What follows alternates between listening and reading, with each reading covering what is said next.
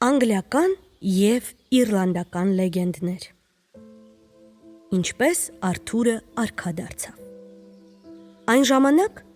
երբ թշնամու նավերը շրջապատել էին Բրիտանիան, երբ անտառներում շրջում էին զինված ջոկատները և մարգագետիններում լսվում էր սմբակների դոփյունն ու զենքերի զնգոցը, Բրիտանիայում ապրում էր մի զարմանահրաշ իմաստուն ծերունի, Մերլին անունով։ Մերլինին զարմանահրաշ էին անվանում, որովհետև գուշակում էր մարդկանց ապագան։ Նաև կախարդել գիտեր։ Նույնիսկ եթե ուզենար, կարող էր փոխել իր կերպարանքը։ Մերլինին անվանում էին իմաստուն, որովհետև դեռ պատանի հասակում նա դարձել էր արքայի առաջին խորհրդատուն։ Ասում էին, թե իբր Մերլինը դևի որդին է, բայց մի քահանա Աստծո կամքով նրա մեջից դուրս է վռնդել չար ուժերը, և Մերլինը դարձել է բարի կախարդ։ Մերլինի կախարդանքով արքա Փենթրագոնը սիրահարվեց գեղեցկուհի Իգրեյնին։ Կռվում արքան հաղթեց նրա ամուսնուն, Թինթագելի կոմսին, և Իգրեյնին դարձրեց թագուհի։ Մի տարի հետո արքայի խորհրդատուն իր ծառայությունների համար հատուցում խնդրեց։ Նա ուզում էր վերցնել արքայի և Իգրեյնի նորածին որդուն։ Փենթրագոնը գլխի ընկավ, որ հավատարիմ Մերլինը մտադրվել է տնօրինել փոքրիկ արքայազնի բախտը։ Նա սիրով համաձայնեց։ Մերլինը մանչուկին փաթաթեց մի ոսկեկար բարուրի մեջ ու տարավ։ Այդ օրվանից արքա Փենթրագոնը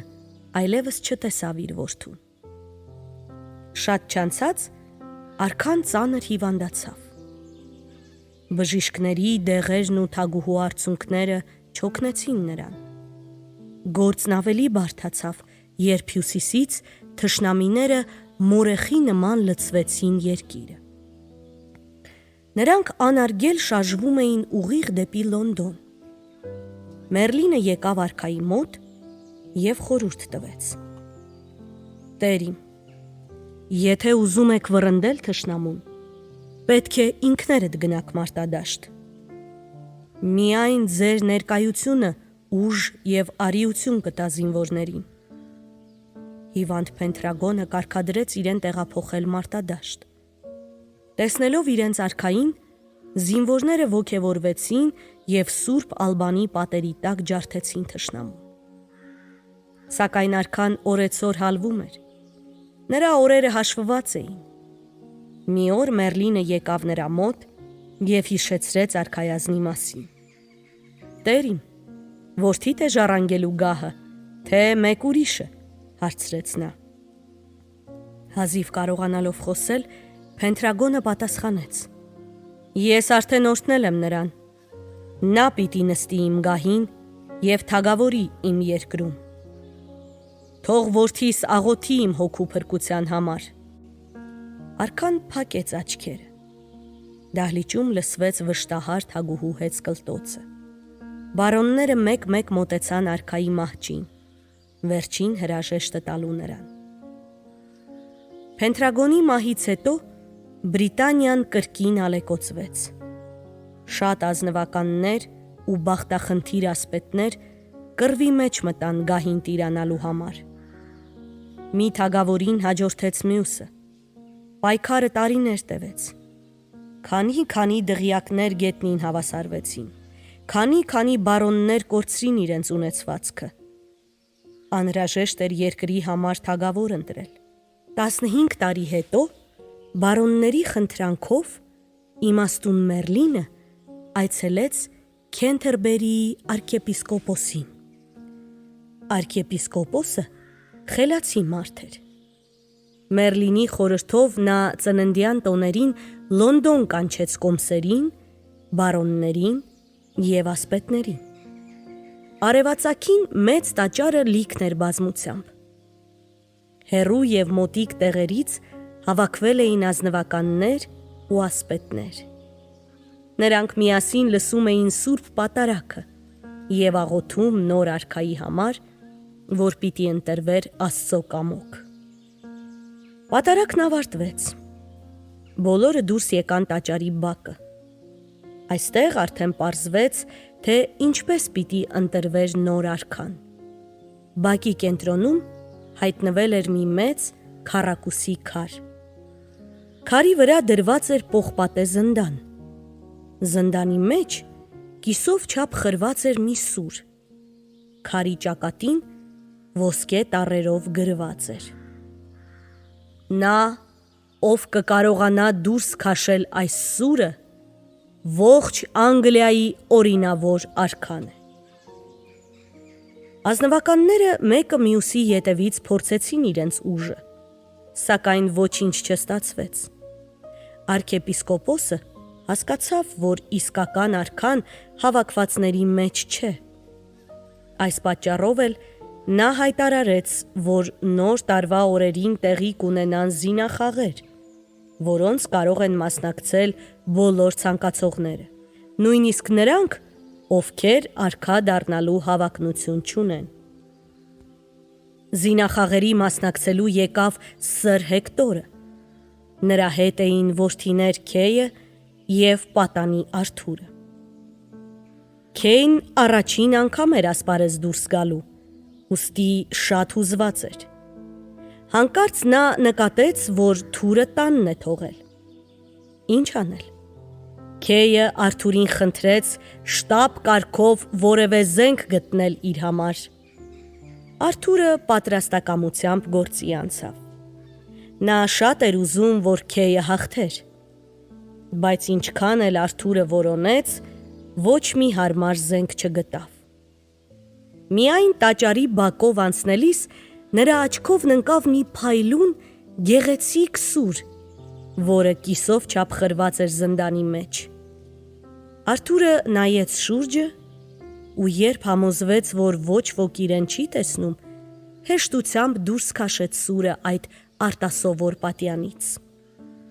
Նա շատ ուրախացավ, որ գտել է եղբոր ուզածը և շտապեց Քեյի մոտ։ Արթուրից վերցնելով սուրը, Քեյը դիմեց հորը, Սըր Հեկտորին։ Տես,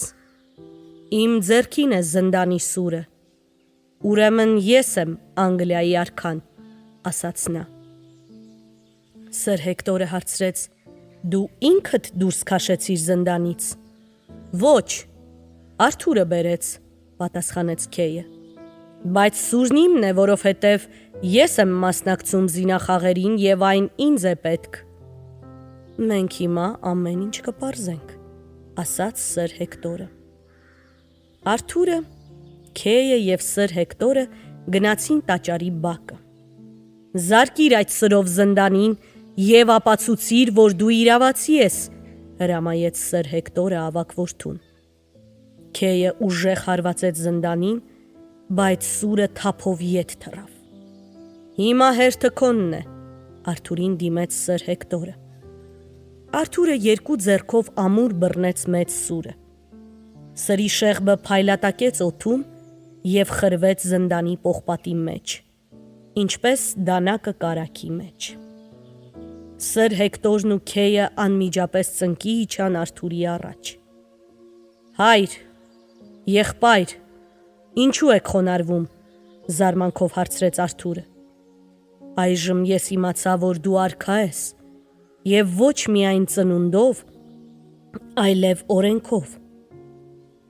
Երբ դու դեռ շատ փոքր էիր, քեզ մեր տուն բերեց իմաստուն Մերլինը։ Մենք քեզ մկրտեցինք և անվանեցինք Արթուր։ Բայց փաստորեն դու քաջ արքա Փենթրագոնի և թագուհի Իգրեյնի որդին ես։ Սըր Հեկտորը ոտքի կանգնեց և պատանի արքային առաջնորդեց արքեպիսկոպոսի մոտ։ Ազնվականները չէին ուզում հավատալ, որ իրենց օրինական արքան պատանի Արթուրն է։ Նրանց ապացուցելու համար Արթուրը ստիպված էր 3 անգամ սուրը խրել զնդանի մեջ և դուրս քաշել։ Միայն հոգեգալստի օրը բոլորը համաձայնեցին թագադրել Արթուրին։ Թագադրության ծեսը մեծ իրադարձություն էր Անգլիայում։ Սկզբում արքեպիսկոպոսը սուրը դրեց բեմի վրա, Հետո երկրի ամենաքաջ ռազմիկները հանդիսավորությամբ դարձան Արթուրի ասպետները։ Ամենավերջում Արթուրը երդվեց իր ժողովրդին միշտ լինել արդար և հավատարիմ թագավոր։ Արքա Արթուրը Քեյին դարձրեց Լորդ Չեմբերլեն, իսկ Մերլինին թագավորի առաջին խորհրդատու։ Նա հոր մահից հետո կատարված անիրավությունների համար շատերին դատարանով պատժեց և երկրում վերականգնեց արդարությունը։ Մի օր Արթուրն իր ասպետների հետ դուրս եկավ Լոնդոնից և գնաց Քամելոտ։ Այնտեղ մեծ խնջույք էր լինելու։ Ամրոցում արդեն հավաքվել էին ասպետներ, ազնվականներ, Քամելոտ էին եկել նաև 6 ուրիշ արքաներ իրենց զինված ջոկատներով։ Նրանք նպատակ էին դրել ուժով գահընկեց անել Արթուրին։ Մերլինը հասկացել էր այդ և խորհուրդ էր տվել արքային քաշվել ամրոցի աշտարակը։ Արքա Արթուրը իր ասպետների հետ աշտարակում մնաց 14 օր։ Միայն 14-րդ օրը, երբ թշնամին գրեթե մոռացության էր մատնել արքային էլ ասպետներին էլ, Արթուրը հանկարծակի հարձակվեց թշնամու ճամբարի վրա։ Այս կռվում Սր Քեյը, Սր Բրաստիասը և Սր Ուլֆուսը ցույց տվին իրենց քաջությունը։ Իսկ պատանի արքան ապացուցեց, որ լիովին տիրապետում է զենքին։ Թշնամին պարտվեց և փախավ, բայց Մերլինը գիտեր, որ հեշտ չէ այդ 6 արքաներին հպատակեցնելը։ Արքա Արթուրը դեռ պետք է պայքարեր նրանց մեծ ուժի դեմ։ Ուստի Մերլինը խորհուրդ տվեց Արթուրին բան և բորս արքայաեղբայրներից օգնություն խնդրել։ Արքան Սր Ուլֆուսին և Սր Բրաստիասին տվեց մի գաղտնի նամակ և ճանապարհեց ծովի այն կողմում գտնվող երկիրը։ Ասպետներն այդ երկրից վերադարձան բան և բորս արքաների ու 10,000 ռազմիկների հետ։ Նրանք բոլորը եկել էին Արթուրի իշխանությունն ամրապնդելու համար։ Մերլինը թաքուն արահետներով այդ մեծ զորքը տարավ հասցրեց Բեդեգրեյնի անտառը։ Այստեղ զինվորները պիտի հանգստանային և պատրաստվեին ճակատամարտի։ Մինչ Արթուրը զբաղված էր զորք հավաքելով, 6 արքաները ձեռքները ծալած չէին նստել։ Նրանք իրենց կողմն էին գրավել ևս 5 թագավորների, որոնք ունեին շատ ասպետներ։ Արքա Լոթը,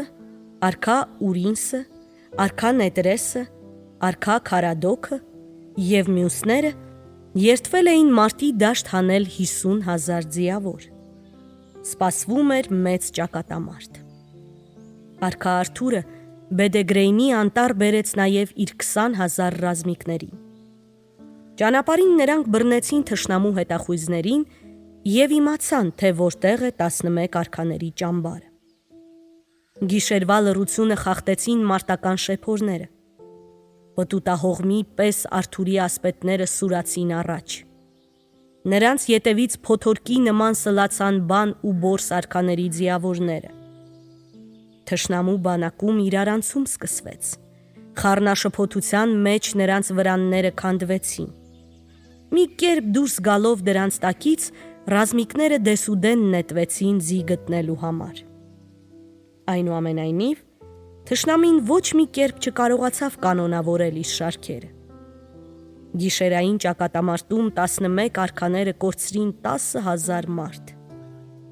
Բայց երբ առավոտվա մշուշն իջավ դաշտերի վրա, Արթուրի հոգնած ասպետները սկսեցին նահանջել։ Տեսնելով, որ ռազմի աստվածը դավաճանում է իրենց, Մերլինը բան ու բորս արքաների զորքը տարավ մի թաքուն տեղ։ Քանի լուսանում էր, այնքան ավելի կատաղի էին կռվում 11 արքաների ասպետները։ Արթուրի կողմից անվեհեր մարտնչում էին Սր Ուլֆուսն ու Սր Բրաստիասը։ Նրանք մերկացրած սրերով աջ ու ձախ զարկում էին թշնամուն։ Մեկ էլ Սր Ուլֆուսի ձին ընկավ։ Ասպետը հետիոտն մնաց կատաղած ձիերի այդ բազմության մեջ։ Արքա Արթուրը անմիջապես առյուծի նման կռվելով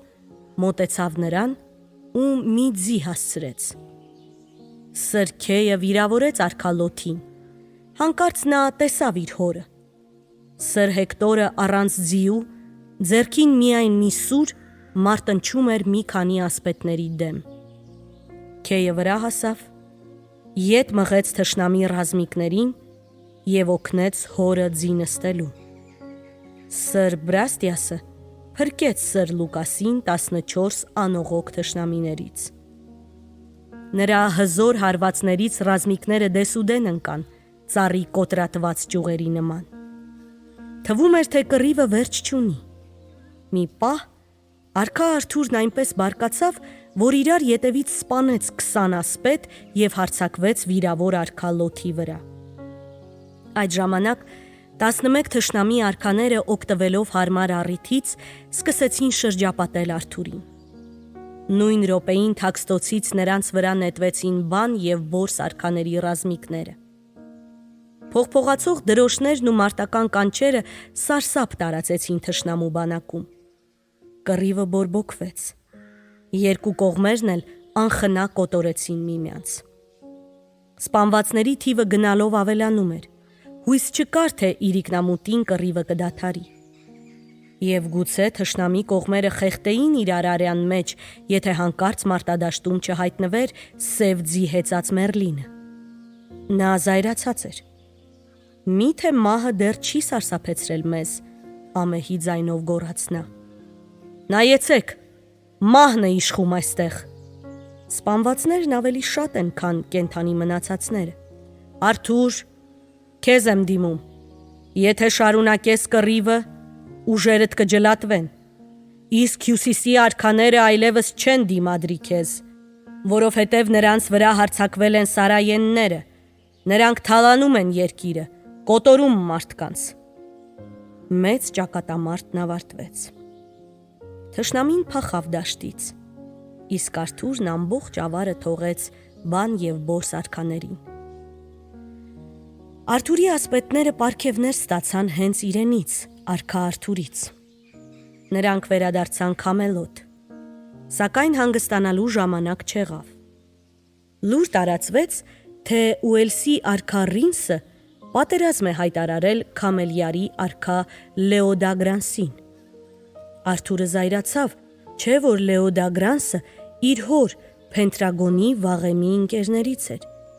իսկ Ուելսի արքան նրա դարավոր թշնամի։ Արթուրը բան և որս արքաների ու իր զորքի հետ միասին նորից ճամփա ընկավ։ Երբ ինքն ու Մերլինը անցնում էին մի լճի կողքով, Արթուրը նկատեց, որ կորցրել է իր հրաշալի սուրը։ Մի անհանգստանա տերիմ, մեղմ ձայնով ասաց Մերլինը, առանց սրի չես մնա, նայիր լճի ջրերին։ Արթուրը շրջվեց և զարմանքով տեսավ, թե ինչպես ջրի միջից մի քնքուշ ձեռք հայտնվեց։ Այդ ձեռքը բարձր պահել էր մի գեղեցիկ սուր։ Շուտ նավակ նստիր և վերցրու սուրը, այն քոնն է, ասաց իմաստուն Մերլինը։ Արթուրն այդպես էլ արեց։ Հենց որ նա վերցրեց սուրը, ձեռքն անհետացավ։ Հաջորդ վայրկյանին Արթուրը տեսավ մի գեղեցիկ աղջիկ։ Նա քայլում էր ջրերի վրայով այնպես, կարծես գետնի վրա լիներ։ Աղջիկը խոր գլուխ տվեց Արթուրին և անհետացավ։ Պատանի արքայի զարմանքին չափ չկար։ Երբ նա հասավ ափ, Մերլինը ամեն ինչ բացատրեց։ Տերիմ, նոր դու տեսար լճերի տիրուհուն։ Սուրը, որ նա քեզ տվեց, կոչվում է Էքսկալիբուր։ Այն քեզ կբերի անթիվ հաղթանակներ։ Արթուրը հիացած զննում էր սուրը։ Նրա ոսկե շեղբը ադամանդներով զարդարված դաստակը։ Ճիշտ է, սուրը շատ լավն է, բայց սրա պատյանը 10 այսպիսի սուր արժի, քանի այն կախված կլինի քո գոտուց, կռվում ոչ մի կաթիլարյուն չես կորցնի։ Եթե դու կորցնես պատյանը, կկորցնես և կյանքդ։ Երբեք չմոռանաս ասածս, տերիմ, վերջացրեց Մերլինը։ Իմաստուն խորհրդատուի ասածը ճիշտ էր։ Ճանապարհորդության 6-րդ օրը նրանք հասան Քամելիարի թագավորություն և անմիջապես ճակատամարտի մեջ մտան։ Արթուրը այնպես վարպետորեն օգտագործեց իր սուրը, որ նրա կարմիր դրոշը տեսնելով, թշնամին խուճապահար այս ու այն կողմ փախավ։ Կարճ ժամանակում դաշտը ծածկվեց թշնամու դիակներով։ Արքա Ռինսը ու մի քանի ձիավորներ հազիվ կարողացան փախչել։ Բայց միայն թշնամին և ընկերները չէին, որ տեսնում էին Արթուրի սխրանքները։ Դղյակի պատուհանից ճակատամարտին հետևում էր Գինևրան, արքա Լեոդեգրանսի դուստրը։ Նայելով երիտասարդ արքային, նա զգում էր, որ իրեն պատում է մի տարօրինակ զգացում։ Ճակատամարտից հետո Գինևրան ընդառաջ գնաց արքա Արթուրին, ուղեկցեց նրան նախատեսված սենյակները, հյուրասիրեց ընտիր կերակուրներով և հին գինիներով։ Արքա Արթուրը չէր կարողանում աչքը կտրել Գինևրայից։ Գինևրան ամենագեղեցիկ աղջիկն էր, որ նա երբևէ տեսել էր։ Գնալով երիտասարդ արքան և Լեոդագրանսի դուստրը ավելի ու ավելի էին իրար հավանում։ Բայց երբ եկավ բաժանվելու օրը, Արթուրն ասաց իմաստուն Մերլինին. «Գինևրան ամենաչքնաղ հարսնացուն է, որ բախտը կարող է ինձ պարգևել։ Սիրտս թելադրում է նրան դարձնել իմ թագուհին։ Դու համաձայն ես իմ ընտրությանը»։ «Մարդու սրտի թելադրանքը ամենաճշմարիտ բանն է», ասաց Մերլինը։ «Ես դժվար թե երազեի սրանից ավելի լավ կին գտնել քեզ համար, չնայած ապագան մի քիչ մշուշոտ է և ոչ այնքան երջանիկ, ինչպես այսօրը»։ Արքա Արթուրը Գինևրայի հորից խնդրեց աղջկա ձեռքը։ Արքա Լեոդեգրանսը շատ ուրախացավ, որովհետև աշխարհում նա ամենից շատ հարգում էր իր հին ընկերոջ ասպետ որդուն։ Բոլորը ցնծության մեջ էին։ Ճակատամարտում հաղթել էին ու հիմա սպասվում էր արքայական ճոխ հարսանիք։ Միայն բան և բորս արքաները պետք է վերադառնային իրենց երկիրը։ Սա մի քիչ տխրեցնում էր Արթուրին։ Քամելոթի ամրոցը արագ նախապատրաստվում էր հարսանեկան տոնախմբությունների։ Արքա Արթուրը Մերլինին և մի խումբ պալատականների ուղարկել էր իր ապագա աներոջ մոտ։ Եվ ահա նրանք վերադարձել էին Գինևրայի ու 100 քաջ ասպետների հետ, որոնց ուղարկել էր արքա Լեոդոգրանսը։ Նրանք երդվել էին հավատարիմ ծառայել իրենց տիրուհուն և նրա տիրոջը Արթուրին։ Ձեր արքան ուղարկել էր նաև անթիվ անհամար գանձեր։ Այդ բոլորի մեջ ամենաթանկ նվերը կլոր սեղանն էր։ Մերլինը Արթուրին բացատրեց. «Տեր իմ, այս սեղանով է պայմանավորված քո ուժն ու փառքը։ Դեռևս Փենթրագոնի ժամանակ այս սեղանի շուրջը նստել են ամենաքաջ ու հավատարիմ ասպետները։ Այն ունի 150 միանման աթոռներ, որոնք իրար հավասար են այնպես, ինչպես սեղանի շուրջը նստող ասպետներն են իրար հավասար թե դիրքով, թե տարիքով։ Արքա Լեոդեգրանն արդեն ուղարկել է 100 ասպետ։ Մնացած 50-ին ես կգտնեմ քո թագավորության մեջ»։ Մերլինն իր խոստումը կատարեց, նախքան Սուրբ Ստեփանի տաճարում կսկսվեր հարսանյաց հանդեսը։ Ծիսակատարությունից հետո 150 ասպետները գրավեցին իրենց տեղերը կլոր սեղանի շուրջը։ Սկսվեց հարսանյաց խնջույքը։